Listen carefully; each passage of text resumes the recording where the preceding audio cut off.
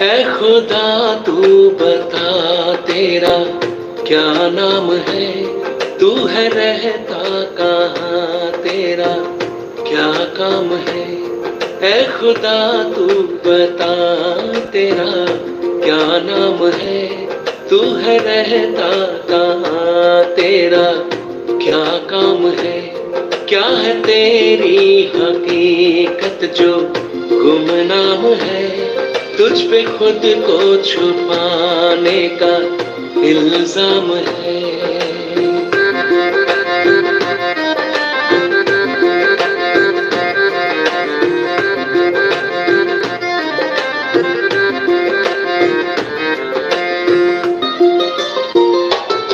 तूने दुनिया बनाई क्यों, मकसद बता।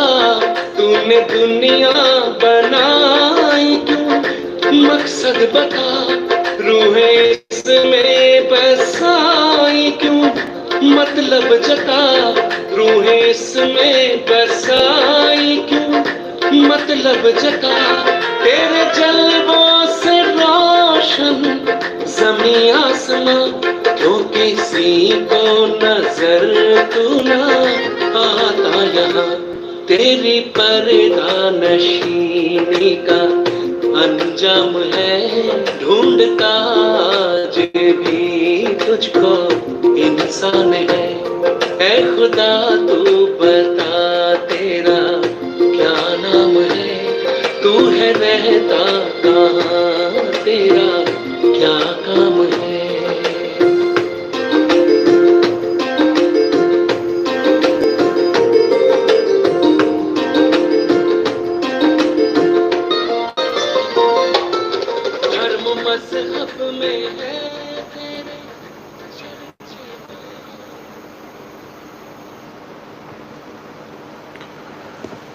नमस्कार,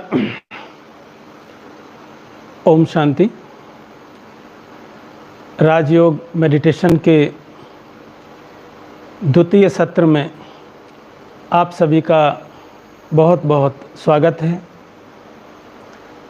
आज का ये सत्र बहुत ही महत्वपूर्ण है।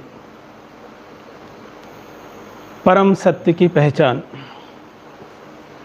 जिस प्रकार हमने कल स्वयं के बारे में समझा कि हमारी अपनी वास्तविक सत्य पहचान क्या है, और हमने ये जाना कि किस प्रकार हम सभी इस देह को चलाने वाली देह से भिन्न एक चैतन्य शक्ति आत्मा है, ज्योति बिंदु स्वरूप हैं, और हम सबका निवास यहाँ मस्तिष्क के बीच में है। आत्मा के जो मौलिक 7 गुण हैं, ज्ञान, पवित्रता, शांति, प्रेम, सुख, आनंद और शक्ति, और इन 7 गुणों को पाना या इनसे भरपूर होना, यही हम सबका लक्ष्य है। और इस राजयोग मेडिटेशन में भी विशेष यही आपको सिखाया जाएगा कि किस प्रकार ये 7 ही गुण हम सबके अंदर भरपूर हो जाएं। आपको जैसा कि बताया कि ये 7 ही गुण यहाँ कहीं किसी दुकान पर नहीं मिलेंगे।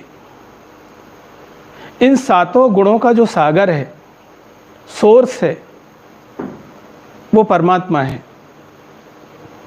तो परमात्मा को जानना नितांत आवश्यक है, उसकी सही पहचान होना बहुत आवश्यक है। कहने को तो सभी यही कहते हैं कि सबका मालिक एक है, ईश्वर एक है, गॉड इज वन। जितने भी धर्मपिता हुए, जितने भी महापुरुष हुए, सबने उंगली ऊपर उठाई। लेकिन बड़े आश्चर्य की बात है कि जब सभी कहते हैं सबका मालिक एक है, लेकिन फिर भी दुनिया में कितने मतभेद हैं। आप इतिहास उठाएं तो आप पाएंगे सबसे ज़्यादा लड़ाइयाँ धर्म के नाम पर लड़ी गई, जबकि सच्चाई ये है कि परमात्मा एक ही है। आज भी लोगों में जितने मतभेद हैं, आपस में बैर है, द्वेष है, उसका अधिकतर कारण कहीं ना कहीं धर्म या ईश्वर है। और ये जानना बहुत आवश्यक है कि किस प्रकार हम सर्व आत्माओं का पिता परमात्मा एक है। इसको बहुत सहज तरीके से आप समझें।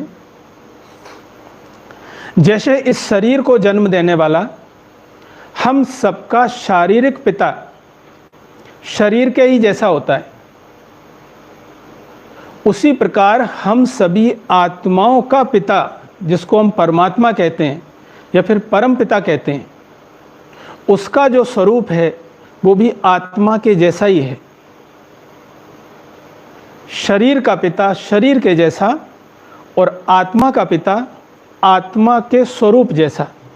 तो जैसे आत्मा का जो स्वरूप है वो पॉइंट ऑफ लाइट है, एक एनर्जी है, उसी प्रकार परमात्मा का स्वरूप भी पॉइंट ऑफ लाइट है। और परमात्मा को सर्वधर्म माने वो एक कसौटी है, क्योंकि आज के समय में जितने लोग हैं, ईश्वर के बारे में लोगों की उतनी ही मतें हैं। तो कोई तो कसौटी हो जिसके आधार पर हम ये समझ सकें कि परमात्मा कौन है। यहाँ ब्रह्मा कुमारीज में हम आपको ये नहीं कहते कि यही परमात्मा है, लेकिन एक कसौटी, एक विवेक हम सबके पास होना चाहिए, जो हम ये निश्चय कर पाएँ कि हाँ परमात्मा ये हो सकते हैं। पहली कसौटी है, परमात्मा सर्वधर्म मान्य होना चाहिए। दुनिया के जितने भी धर्म हैं सभी में उसकी मान्यता होना चाहिए। ऐसा नहीं कि हिंदू का भगवान अलग है, मुस्लिम का अलग है, क्रिश्चियंस का अलग है, सिखों का अलग है, लेकिन चूंकि परमात्मा एक है तो सारे ही दुनिया के धर्म उसे स्वीकार करें, सर्वधर्म मान्य हो। दूसरी बात, परमात्मा सर्वोच्च सत्ता है, उससे ऊपर कोई नहीं है, वो सबका माता पिता है। हमारे यहाँ तो महिमा कहते हैं तुमेव माता च पिता तुमेव बंधु च सखा तुमेव, अर्थात वो सब कुछ है, उसका फर्दर कोई माता पिता नहीं है। सर्वोच्च सत्ता है, सर्वशक्तिवान है परमात्मा। परमात्मा जो कार्य करता है वो मनुष्य नहीं कर सकता है, उसके कार्य संपूर्ण विश्व के लिए हैं। सभी शक्तियों के, सभी गुणों के वो भंडार हैं। हम महिमा करते हैं वो शांति का सागर है, प्यार का सागर है, रहम दिल है, क्षमा का सागर है। तो ये सारे गुण और जो शक्तियां हैं उनका वो भंडार है परमात्मा। वो कौन है, उसका वो स्वरूप कैसा है, वो आज हम यहाँ समझेंगे, क्योंकि ध्यान के लिए बहुत आवश्यक है।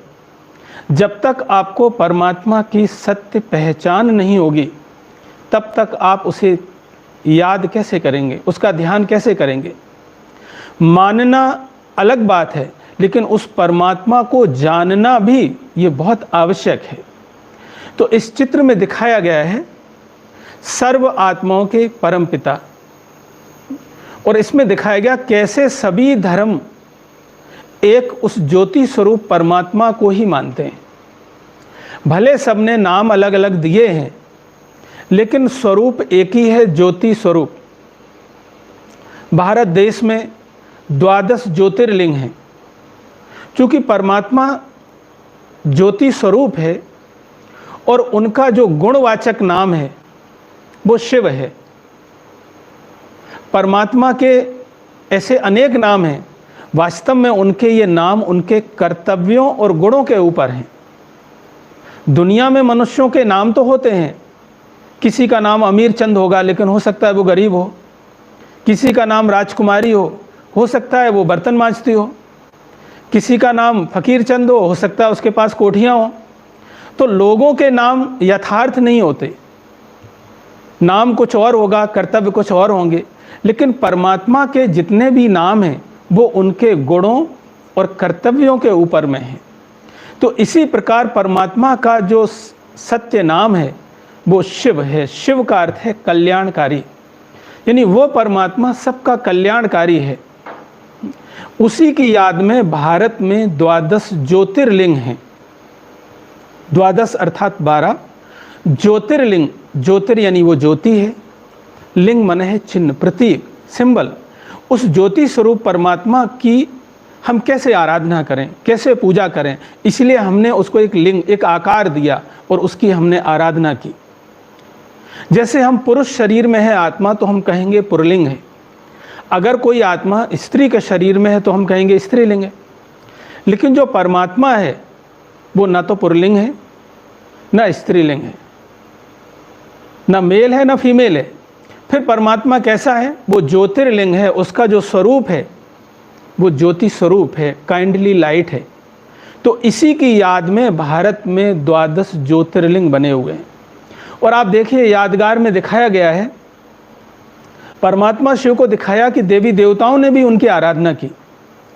रामेश्वरम में दिखाया श्री राम ने उनकी आराधना की।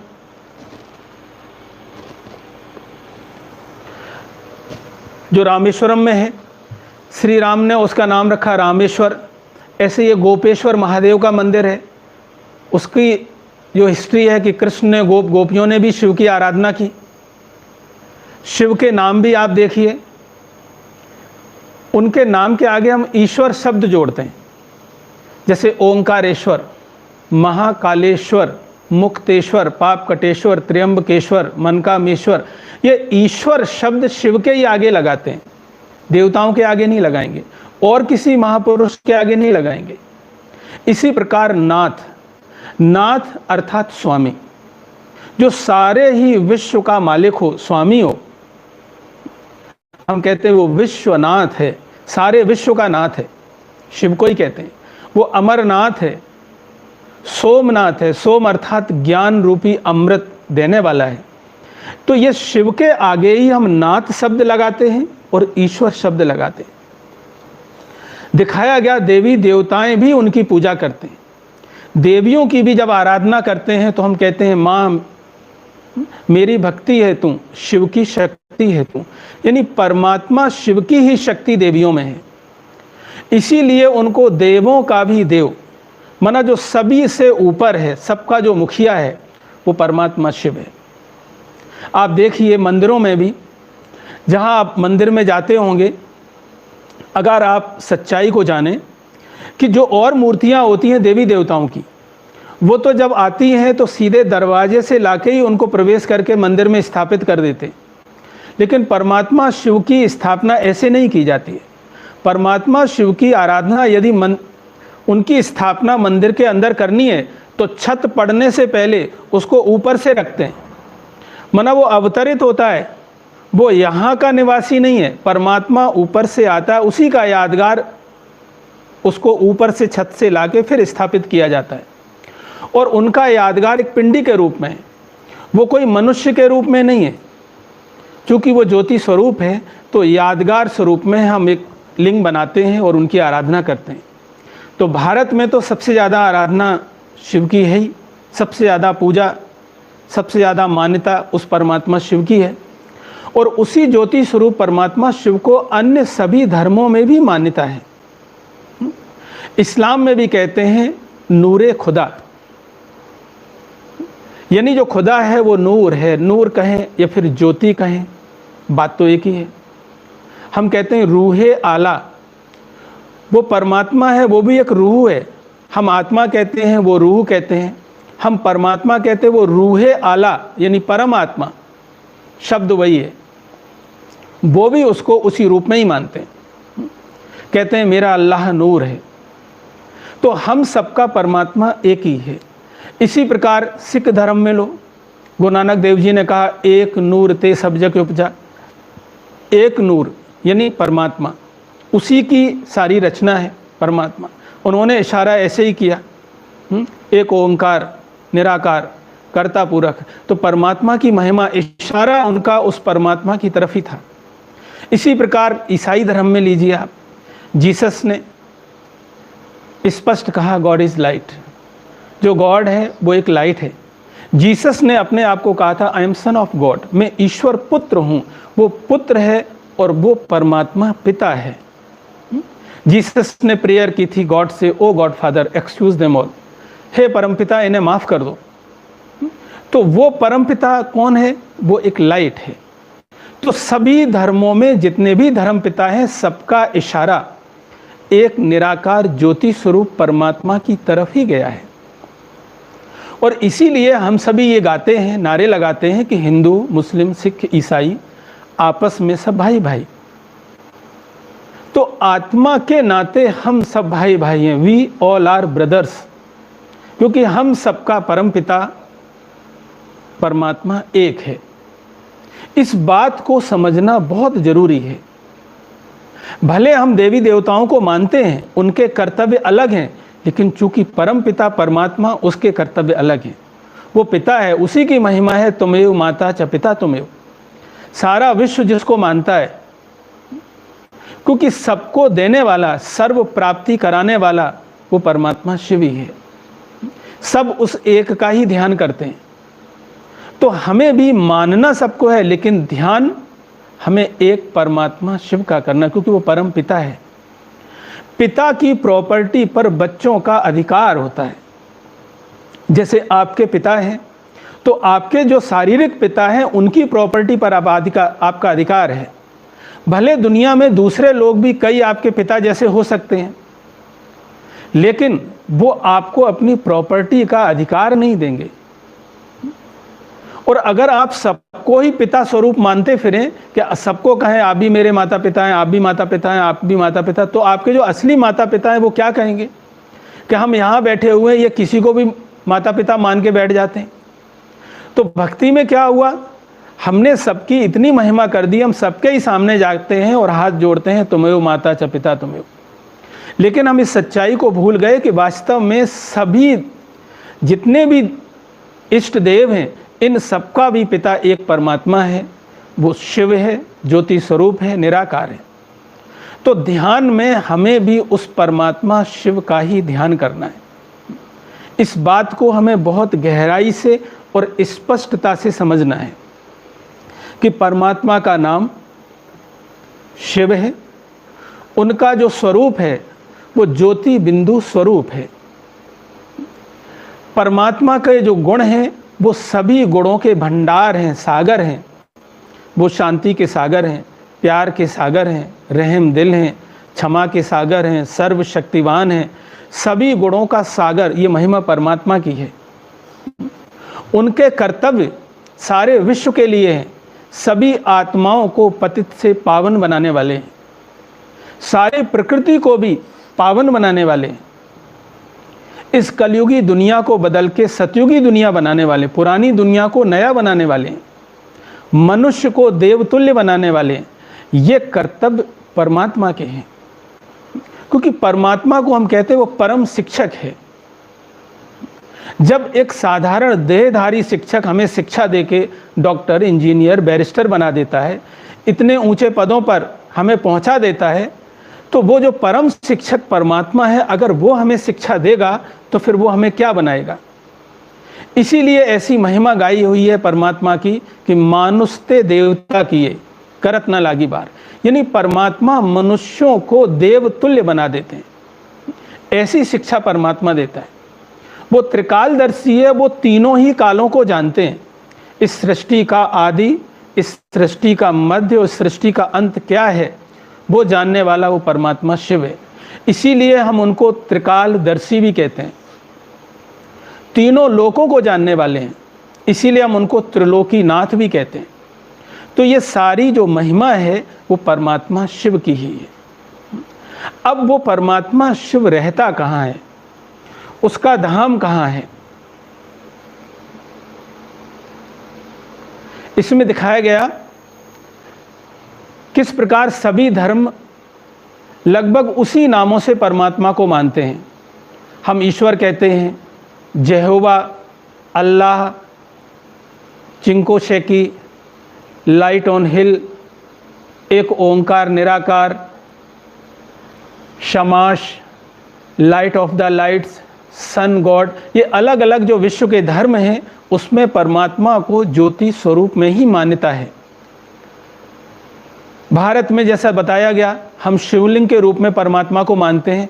और ये जो तीन हम रेखाएं खींचते हैं, ये तीन लोकों की प्रतीक हैं कि परमात्मा त्रिलोकी नाथ है, लेकिन वो ज्योति बिंदु स्वरूप है।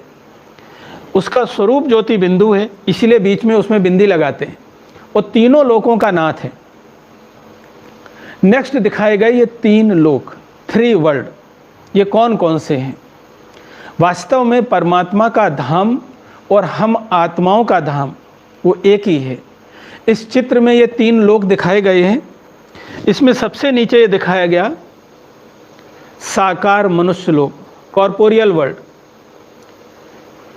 ये पृथ्वी जिस पर हम बैठे हुए हैं, ये सूर्य, चांद, तारागढ़, ये 5 तत्व की दुनिया, ये साकार लोक है। ये 5 तत्व से बनी हुई है।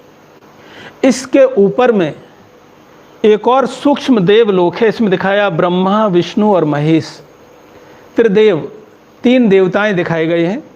ये सूक्ष्म देव लोक है या फरिश्तों की दुनिया है।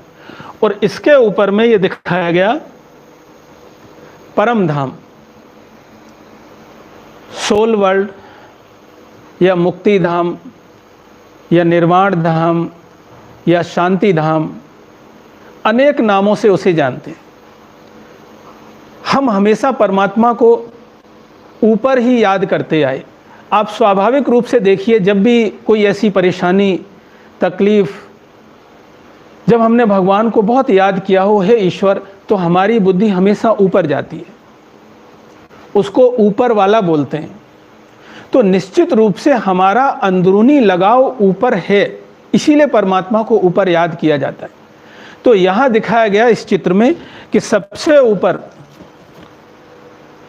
वो परमात्मा शिव, और नीचे यो बिंदु बिंदु दिखाएगी, ये हम सभी आत्माओं का असली घर है, हमारा धाम है। इसीलिए जब कई आत्माएं बहुत तकलीफ में होती हैं, जिनको शारीरिक कष्ट बहुत होता है, तो भगवान को कहते हैं, हे ऊपर वाले, हमको बुला ले या उठा ले। तो उनको कहाँ की याद आती है? उस घर की याद आती है जहाँ से आत्माएं आती हैं। अभी देखिए आप, जब ये लॉकडाउन हुआ तो हजारों लाखों लोग जो बाहर में कार्य करते थे, लौट लौट के अपने घर वापस आए, क्योंकि उनको लगा कि अगर सेफ्टी है तो अपने घर में ही है। इसीलिए कहा जाता है अपना घर दाता का घर है। अपने घर जैसा सुख और कहीं भी नहीं है।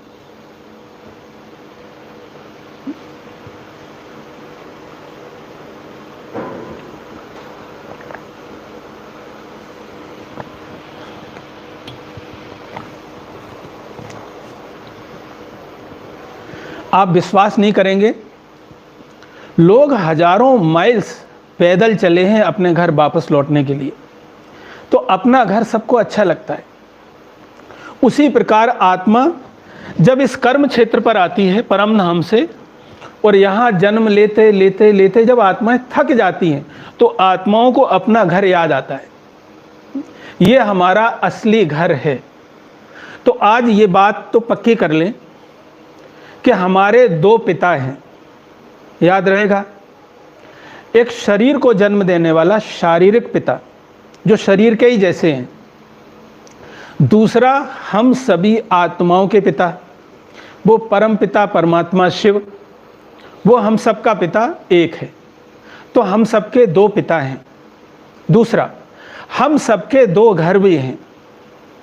एक है जिस घर में आप अभी रह रहे हो, ये शरीर रह रहा है, और दूसरा है हम आत्माओं का असली घर, जहाँ से हम आत्माएं आती हैं, वो है हमारा परम धाम या ब्रह्मलोक या मुक्ति धाम, जहाँ आत्माएं बिल्कुल शांति की अवस्था में रहती हैं।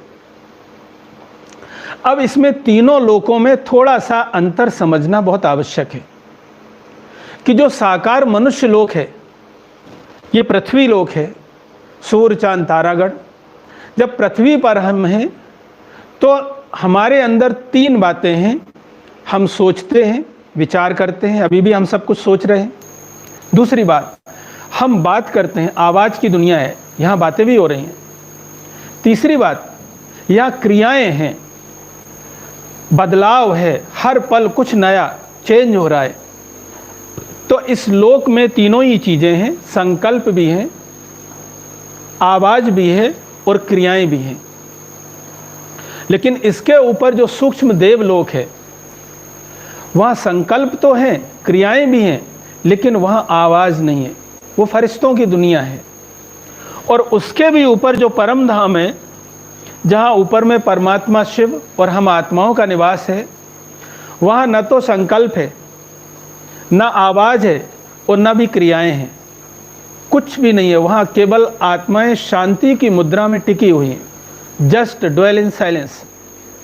आत्मा शरीर से गई, मुक्त होके वहाँ टिक जाती है। इसीलिए उसको मुक्ति धाम भी कहते हैं। वो रिलैक्स करती है। जैसे सारे दिन कार्य करते करते आप थक जाते हैं और घर में जाके रेस्ट करते हैं, तो वो रेस्ट करना माना वो मुक्ति की अवस्था है आत्मा की। अब ये कैसे कार्य करती है, इसको आप एक दृष्टांत के द्वारा समझिए। आप थोड़ा अपने बचपन में चले जाएं और आप ऐसा समझें कि आप छोटे से बच्चे हैं, 6 साल के या 8 साल के। आप स्कूल से वापस आए, शाम को 5 बजे का समय है, फ्रेश हुए। थोड़ी देर के बाद आपको अपने दोस्तों की आवाज़ें घर के बाहर आने लगीं। आप तीसरे फ्लोर पे लेते हैं, ऊपर में आपने बालकनी से नीचे देखा आपके दोस्त खेल रहे हैं। आपकी इच्छा क्या होगी? घर पर रहना या आकर दोस्तों के साथ खेलना? निश्चित रूप से खेलने की इच्छा होगी। आप ऊपर से अपने पेरेंट्स को बोल के आए, माँ को बोल के आए कि माँ मैं खेलने जा रहा हूँ। माँ ने कहा ठीक है जाओ, लेकिन टाइम पर वापस आ जाना। आप ऊपर से फ्लैट से नीचे उतर के आए और दोस्तों के साथ खेलना शुरू किया। अब खेलते खेलते 5 से 6 बज गए, 7 बज गया, 7:30 हो गया। थकान भी होने लगी, अंधेरा भी होने लगा और खेलते खेलते लास्ट में कई बच्चे चीटिंग भी करने लगते हैं। किसी ने किसी बच्चे को गिरा दिया। अब खेलने में मज़ा नहीं आ रहा है, तो याद कहाँ की आएगी आपको? अपने घर की। क्या बहुत हो गया? आप टाइम पर नहीं जाएंगे ऊपर तो माँ ऊपर से नीचे आ जाएगी, हाथ पकड़ेगी, चलो बहुत हो गया, वापस चलो। फिर आप घर वापस गए, फ्रेश हुए, भोजन किया और सो गए। अच्छा, फिर अगले दिन जब फिर से वापस आओगे स्कूल से, होमवर्क किया, 5 बज गए, फिर से दोस्तों की आवाज़ें नीचे से आने लगी। फिर आपने बालकनी में आके देखा सारे दोस्त खेल रहे हैं। इच्छा क्या होगी? खेलने जाओगे कि नहीं? ऐसा तो नहीं कहोगे कि कल थक गए थे आज नहीं खेलेंगे, या कल चीटिंग की थी अब कभी नहीं खेलेंगे। नहीं कहेंगे, अगले दिन फिर से खेलने आएंगे। उसी प्रकार ये खेल है। हम आत्माएं परमधाम में जाती हैं, वहाँ मुक्ति की अवस्था में रेस्ट करती है। आत्मा परमधाम से नीचे आती है, इस सृष्टि पर ये चोला धारण करती है और सुख और दुख का खेल खेलती है। जन्म मरण में आते आते आते जब आत्माएं थक जाती हैं, तब फिर आत्माओं को अपना घर याद आता है। तो वो भी हमारा असली घर है जहाँ शांति है। तो आत्माएं फिर वापस मुक्ति में चली जाती हैं। जब रेस्ट पूरा हो जाता है तो आत्माएं फिर कर्म क्षेत्र पर आती हैं पार्ट बजाने। तो ये आवागमन का चक्र चलता रहता है। तो 2 बातें आप बिल्कुल गांठ बांध लें कि हमारे 2 पिता हैं और हमारे 2 घर हैं। जिस प्रकार आप इस घर को याद करते हैं, इसमें रहते हैं, जाते हैं, उसी प्रकार बीच बीच में हमें उस घर को भी याद करना है और उस पिता को भी याद करना है। इस चित्र को आप बहुत अच्छे से देख लीजिए, क्योंकि मेडिटेशन में जब गहन शांति का अनुभव करना हो, डीप साइलेंस में जाना हो, फील करना हो, तो आपको फिर ये विज़न बनाना पड़ेगा कि हम आत्माओं का असली घर बहुत ऊपर परम धाम में है, जहाँ से हम आत्माएं इस मनुष्य लोक में, इस मनुष्य तन में आए हुए हैं और अपना पार्ट बजा रहे हैं। तो ये जो चित्र हैं ये ध्यान में बहुत मददगार हैं। चलें अभी मेडिटेशन करते हैं। ये बहुत सुंदर यात्रा है। इसमें ये मनुष्य लोक दिखाया गया है, ये परम धाम का चित्र दिखाया गया है। कि कैसे ऊपर में महाज्योति कहे, परम ज्योति कहे, परम पिता परमात्मा शिव है, और नीचे जो ज्योति बिंदु बिंदु हैं वो हम सभी आत्माएं हैं। हम सब का ठिकाना ऊपर है, वहीं से हम आए हैं नीचे।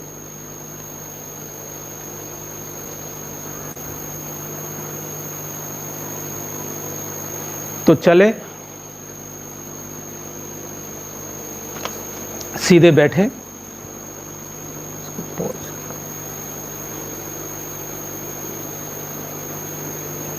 सभी ठीक से बैठ जाएं रिलैक्स होकर के, क्योंकि अगले कुछ मिनट आपके लिए बहुत वैल्यूएबल हैं। ये गाइडेड मेडिटेशन है।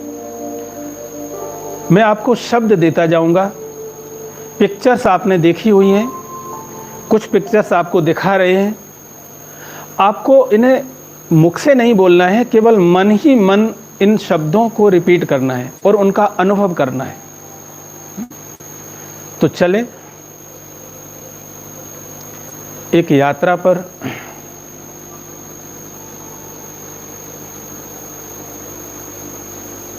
गहरी गहरी लंबी सांसें लें, फुल ब्रीदिंग। पूरा शरीर बिल्कुल रिलैक्स हो जाए। अपना ध्यान दोनों आंखों के बीच में मस्तिष्क के मध्य एकाग्र करें और विचार करें। इस भ्रकुटी के सिंहासन पर विराजमान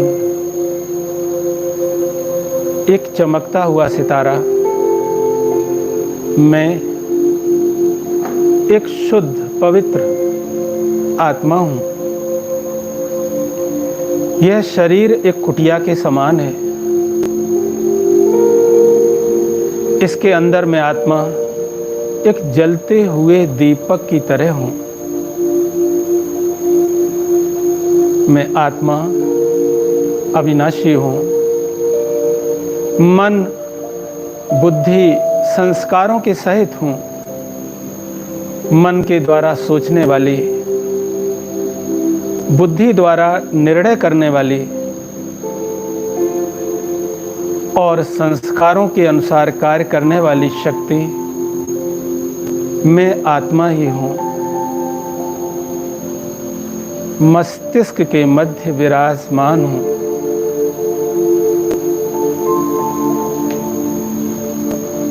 मैं आत्मा शांत स्वरूप हूं।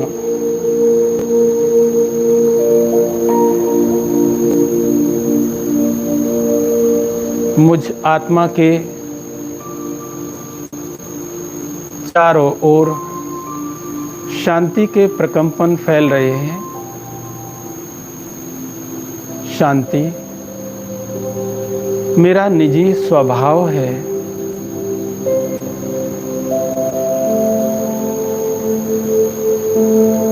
शांति मुझ आत्मा का स्वधर्म है। मेरे मस्तिष्क से चारों ओर शांति के प्रकंपन फैल रहे हैं। मुझे आत्मिक शांति का अनुभव हो रहा है। मेरे चारों ओर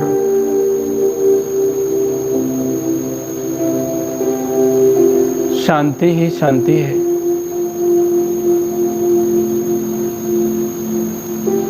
अपने शांत स्वरूप में टिक जाएं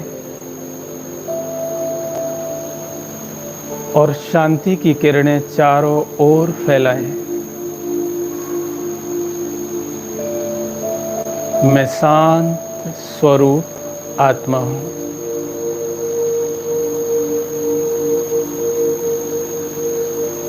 मुझ आत्मा का असली घर बहुत दूर इस देह और देह की दुनिया के पार सूर्य चांद तारा गण के भी पार है। अब मैं आत्मा अपने असली घर परम धाम वापस जा रही हूं।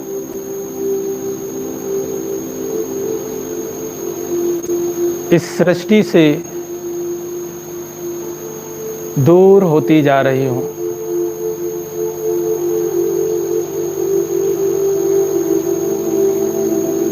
ग्रह नक्षत्रों के भी पार लाल प्रकाश की दुनिया में प्रवेश कर रही हूँ, जहाँ चारों ओर सुनहरा लाल प्रकाश फैला हुआ है। आहा, मैं आत्मा सर्व बंधनों से मुक्त हूँ। यहाँ सर्वत्र शांति ही शांति है। संपूर्ण पवित्रता है। मैं आत्मा अपने परम पिता परमात्मा शिव के सानिध्य में हूँ। मेरे पिता परमात्मा शिव सर्वशक्तिवान है। उनसे मुझे सर्व शक्तियां प्राप्त हो रही हैं। मुझ आत्मा के अंदर परमात्मा शिव से सर्व शक्तियों की लाइट और माइट निकल निकल कर समा रही है। मुझे आत्मिक शक्ति का अनुभव हो रहा है। मैं आत्मा शक्ति स्वरूप हूँ। सर्वशक्तिवान परमात्मा शिव की संतान हूँ।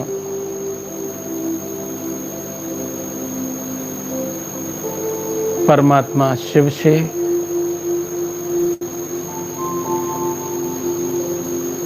मुझे सर्व शक्तियों की लाइट और माइट मिलती जा रही है। मैं सर्व शक्तियों से भरपूर हो गई हूँ।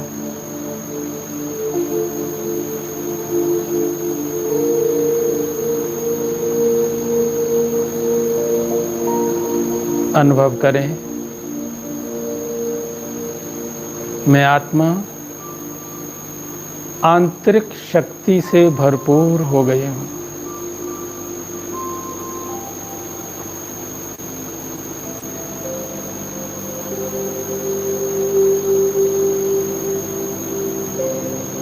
मेरे पिता परमात्मा शिव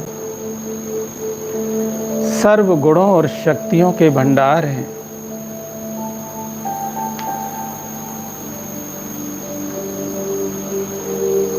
उनसे सर्व शक्तियों से भरपूर होकर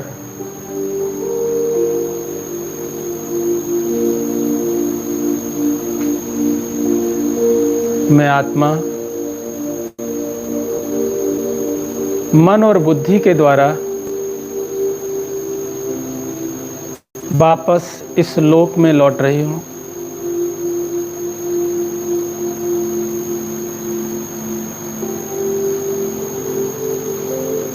वापस आ जाएं।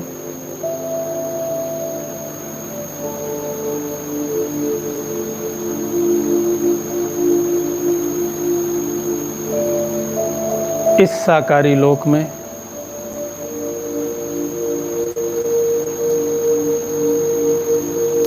इस साकारी देह में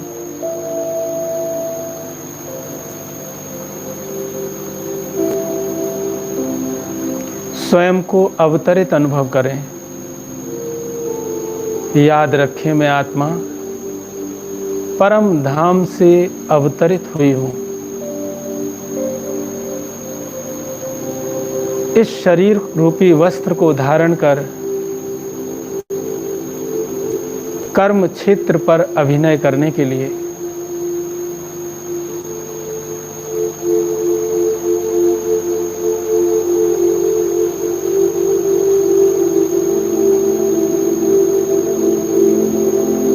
मैं भ्रकुटी के मध्य एक चमकता हुआ सितारा हूँ।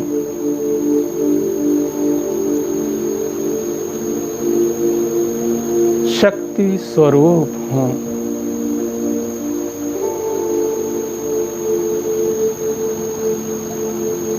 आज सारा दिन इसी स्मृति में रहना है। मैं आत्मा सर्वशक्तिवान परमात्मा शिव की संतान हूँ, शक्ति स्वरूप हूँ।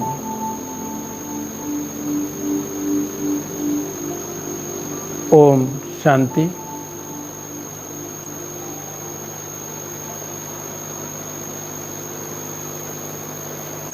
ओम शांति। ओम शांति। आज सारा दिन जैसा कल आपने किया होगा, कुछ भी ग्रहण करते हैं, भोजन करते हैं, नाश्ता करते हैं, चाय या पानी लेते हैं, तो पहले 30 सेकंड इस स्वमान का अभ्यास करें कि मैं आत्मा शक्ति स्वरूप हूँ, सर्वशक्तिवान परमात्मा शिव की संतान हूँ।